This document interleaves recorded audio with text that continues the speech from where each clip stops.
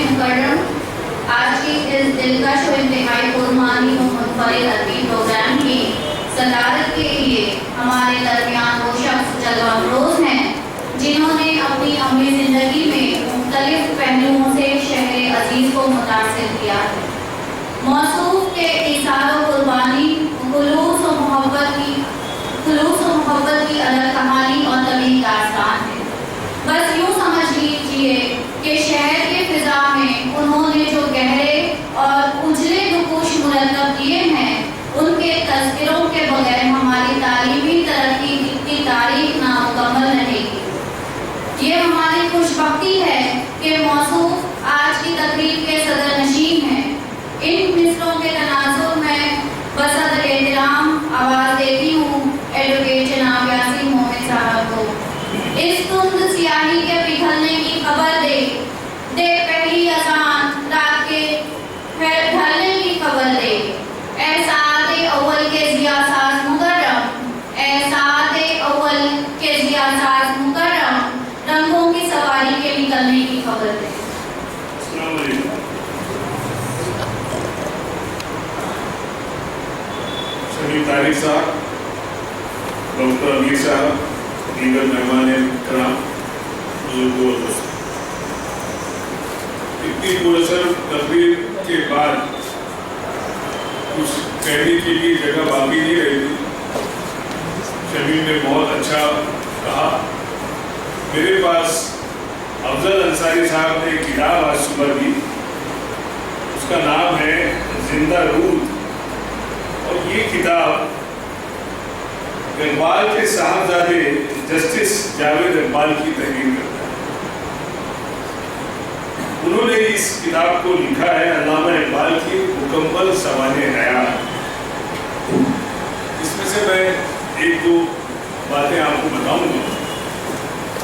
دیکھیے، عطیہ فیضی کے جو بھائی تھے، اے فیضی پروفیسر، شبیر جانتے ہو گے، میں جب کالج میں پڑھتا تھا گورنمنٹ لا کالج کے، وہ ہمارے زمانے میں ٹوپے صاحب تھے پرنسپل، لیکن وہ اس سے پہلے گورنمنٹ لا کالج کے پروفیسر رہ چکے تھے۔ وہ عطیہ کے بھائی تھے، عطیہ فیضی کے، اے فیضی کے نام سے۔ اور ایک مسلم لا پر ایک کتاب لکھی گئی ہے، وہ لکھی تھی طیب جی نے، وہ ہے میرے پاس وہ کتاب بھی۔ اس کا جو ریوائز ایڈیشن شائع ہوا ہے وہ اے فیضی نے ہی کیا۔ مالیگاؤں کے بہت مشہور وکیل تھے، 4-5 برس پہلے ان کا انتقال ہوا، اور شیخ شمس الہدا، آپ کو نے شاید نام سنا ہوگا۔ وہ محمد لاء میں جب LLM کرنے کے لیے ممبئی آئے تو میں اس زمانے میں 1969 کی بات ہے، 1969-70 کی، میں انجمن اسلام کے صوبائی ہاسٹل میں رہتا، تو وہ میرے پاس ہی ٹھہرے، اور چونکہ اے فیضی مسلم لا کے پروفیسر تھے، اس لیے ان کے پاس وہ ان کی رہائش گاہ پر جایا کرتے تھے۔ کیپس کارنر پر جو اس زمانے میں اللہ ریلی ایک ہوٹل ہے، اب پتہ نہیں آج ہے کہ اب بھی ہے، اس سے آپ سب سیدھا جائیں گے تو کینیڈی، وہ جو برج کینیڈی ہاسپٹل ہے، اس سے پہلے کارنر کی بلڈنگ میں وہ رہتے ہیں۔ شبیر نے آپ کو بتایا کہ بدرالدین طیب جی جو تھے وہ انجمن اسلام کے کو قائم کرنے والے بھی تھے، اور ساتھ ہی ساتھ پہلے ہندوستانی مسلم ہائی کورٹ کے جج بنے۔ ان کے پوتے بدرالدین طیب جی بھی ان کا نام تھا، وہ علی گڑھ مسلم یونیورسٹی کے وائس چانسلر تھے 1961 میں۔ علی احمد جنگ کے آنے سے پہلے جو وائس چانسلر تھے علی گڑھ مسلم یونیورسٹی کے، وہ بدرالدین طیب جی تھے، وہ پہلے والے بدرالدین طیب جی کے پوتے تھے۔ بعد میں پنڈت جواہر لال نہرو کے پرسنل سیکرٹری رہے، جاپان میں وہ ہندوستان کے سفیر رہے۔ تو یہ عطیہ فیضی اسی خاندان کی۔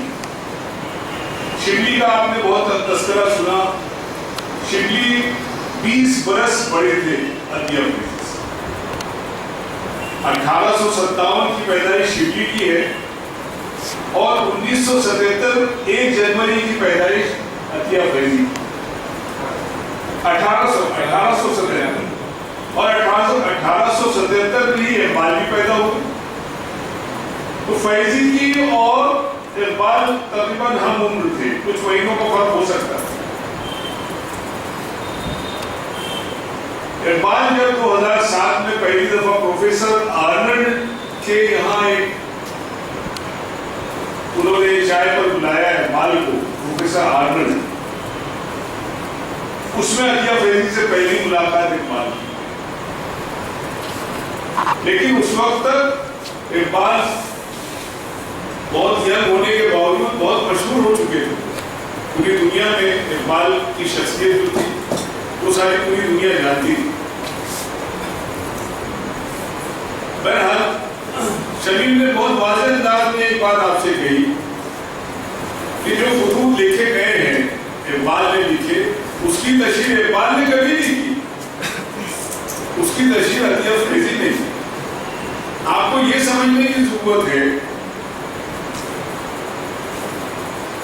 کہ انسانی رشتے جیسے کہ ابھی بتایا گیا, میں اس میں سے ایک اقتباس چھوٹا سا پڑھوں گا جو جسٹس جاوید اقبال نے خود لکھا ہے اپنی اس کتاب میں, اپنے باپ اپنے والد محترم کے تعلق سے, تو آپ سمجھ جائیں گے. اور عطیہ فیضی کا بہت تفصیل سے تذکرہ کیا ہے جاوید, بہت تفصیل سے.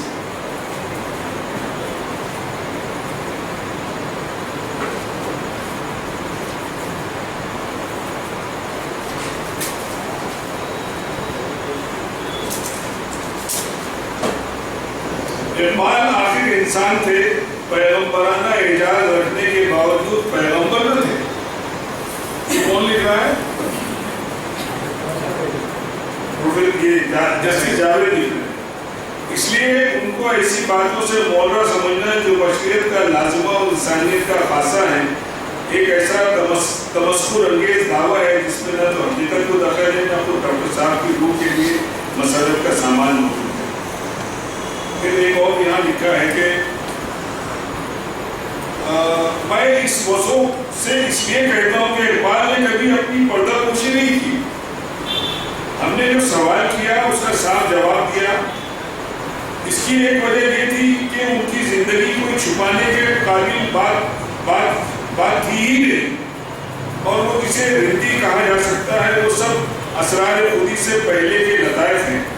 ان لطائف کو سرشادی لال نے اقبال کو ہائی کورٹ کی ججی سے روکنے کے لیے اور چند کے اہم پیشہ مسلمان مشاہیر نے اپنے مطالب کی خاطر خوب بڑھا چڑھا کر شہرت دی. اتنی سی بات کی جسے افسانہ بنا دیا. میں اقبال کو ولی نہیں کہتا, لیکن ایسا تہجد خواہ, عاشق رسول, اولیاء کا خادم اور عقیدت گزار, خوش عقیدہ, گداز قلب مسلمان انگریزی دانوں میں کم دیکھا ہے, مگر مزاج میں رندی موجود تھی. اچھی شکل کو اچھی شکل ضرور سمجھتے تھے, لیکن عاشقی کے گنہگار کبھی نہیں.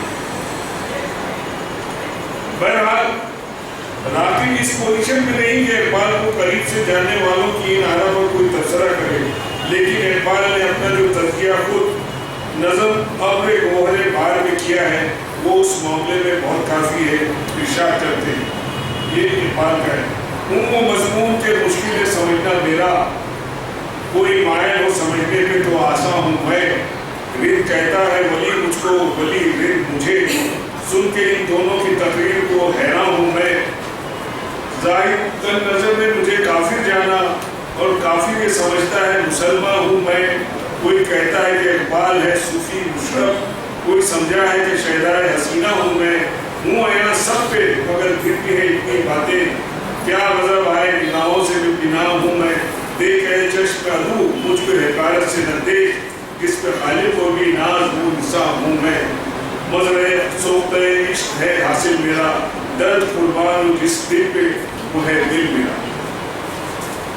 یہ جو باتیں ان کے فرزند نے لکھی ہے اس میں ہندوستان واپس آ کر عطیہ فیضی نے اپنے خطوط میں جنجیرہ آنے کے لیے اس لیے بار بار کہتی تھی کہ رشتے کی بات پکی ہو جائے, مگر اقبال جنجیرہ نہ گئے. تھوڑا سا میں ایسا سمجھ پایا ہوں کہ پڑھنے کے بعد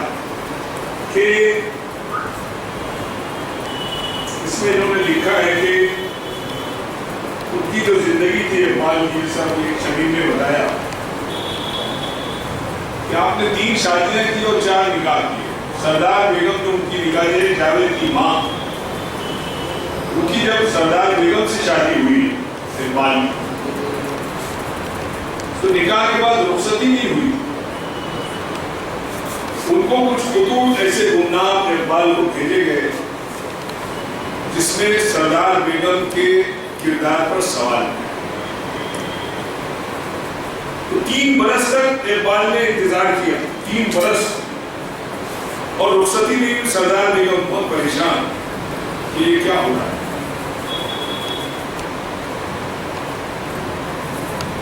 اس کی تحقیق کی گئی.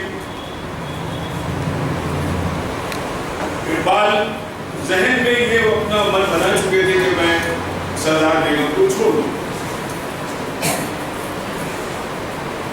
لیکن جب ان کو یہ تصدیق ہو گئی کہ سردار بیگم کے خلاف اس طرح کی محض آرائی کی گئی ہے، اس لیے کہ ان صاحب نے کی تھی، وہ اپنے بیٹے سے سردار بیگم کا نکاح کرنا چاہتے.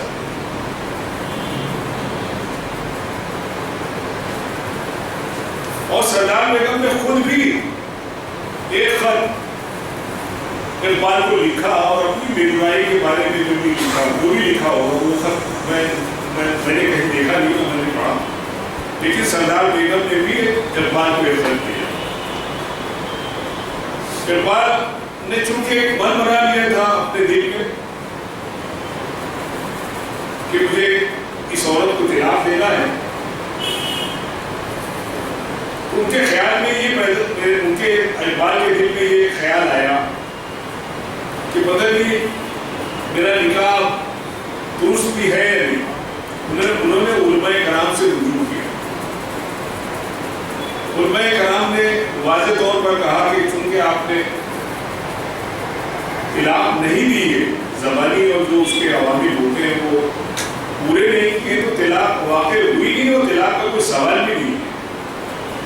لیکن پھر بھی احتیاطاً اقبال نے سردار بیگم کے ساتھ دوسری دفعہ پھر نکاح کیا. اس سے ان کی 2 اولادیں ہوئی. ایک جاوید جو جسٹس جاوید اقبال کے نام سے مشہور ہے، میرے خیال سے 2-3 برس پہلے ان کا انتقال ہوا اور وہ لاہور ہائی کورٹ کے چیف جسٹس کی حیثیت سے ریٹائر. ان کی ایک چھوٹی بہن تھی منیرا. منیرا کے بارے میں نے پڑھا ہے کہیں کہ جب اس کی پیدائش ہوئی اس وقت اقبال علاج کے لیے بھوپال تشریف لائے. سر روس مسعود نواب بھوپال کے وزیر تعلیم تھے اس وقت. تو جب یہ پتہ چلا اقبال نے بتایا کہ میری بیٹی پیدا ہوئی تو سر روس مسعود جو سر سید کے پوتے تھے، وہ علی گڑھ مسلم یونیورسٹی کے وائس چانسلر رہے ہیں سر روس مسعود. اور جب سر روس مسعود علی گڑھ مسلم یونیورسٹی کے وائس چانسلر ہوئے تو انہوں نے اقبال کو علی گڑھ بلایا اور وہاں پر ڈی ایڈ کی ڈگری بھی دی، اعزازی ڈگری. یہ سب تاریخ کا حصہ. تو اس بچی کا نام سر روس مسعود کی بیگم نے رکھا منیرا. تو ان سے 2 اولادیں تھیں سردار بیگم سے. ان کی اقبال کی زندگی، ازدواجی زندگی ڈسٹرب تھی. اس پس منظر کو بہت خوبصورت انداز میں شمیم نے آپ کے سامنے بیان کیا. یہاں تک شبلی کا تعلق ہے، میں نے غالباً اسی کتاب میں پڑھا ہے کہ عطیہ فیضی نے سلطان جہاں بیگم جو والی ریاست تھی بھوپال کی، سیرت رسول کے لکھنے کے لیے ان سے کہا کہ آپ شبلی کی مدد کی. تو نواب بھوپال سلطان جہاں بیگم نے شبلی کو کافی جو بھی رقم درکار رہی ہوگی وہ پیسے دیے اور شبلی نے وہ کام انجام دیا. اقبال مالی اعتبار سے بھی پوری زندگی پریشان، پوری زندگی. یہ جاوید کو بتاتے ہیں. بلکہ اقبال چاہتے تھے کہ راستہ مل جائے, کوئی ایسی صورت نکلے کہ ان کی یہ جو مالی پریشانی دور. لیکن عطیہ فیضی نے منع کیا کہ آپ دیکھیں, آپ حیدرآباد دربار سے منسلک ہو جائیں گے تو جو کام آپ کر رہے ہیں اس کام میں رکاوٹ پیدا ہو. اور اخیر میں جب اپنی زندگی کے آخری ایام میں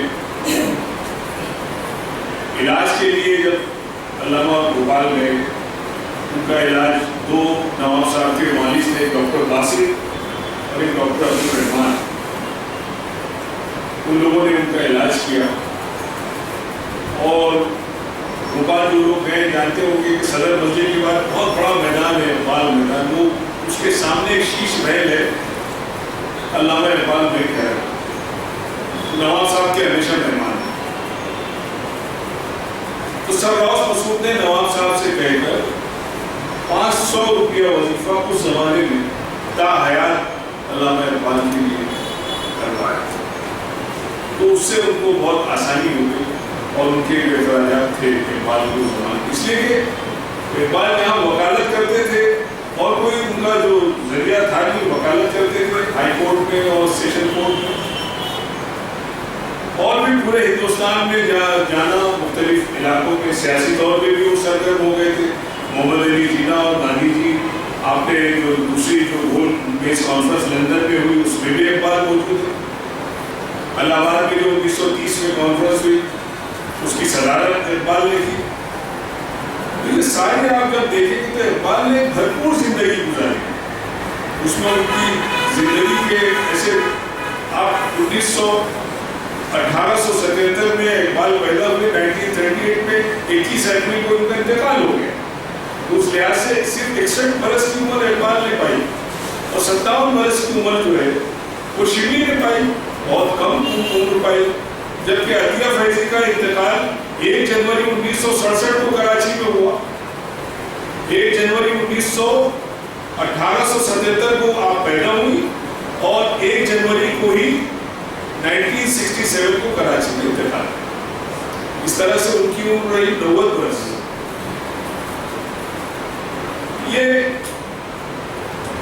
زندگی کے معاملات ہیں, ہم اس کے اہل نہیں ہیں شبیر کہ اتنے بڑے لوگوں کی اس طرح کی زندگیوں کا تجزیہ کرتے بیٹھے.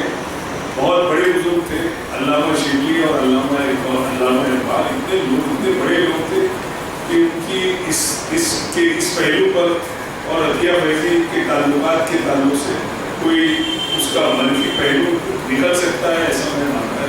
ٹھیک ہے, چونکہ ایک ماحول اس زمانے کا, وہ ایک لندن میں رہتی تھی اور پردہ نہیں کرتی تھی.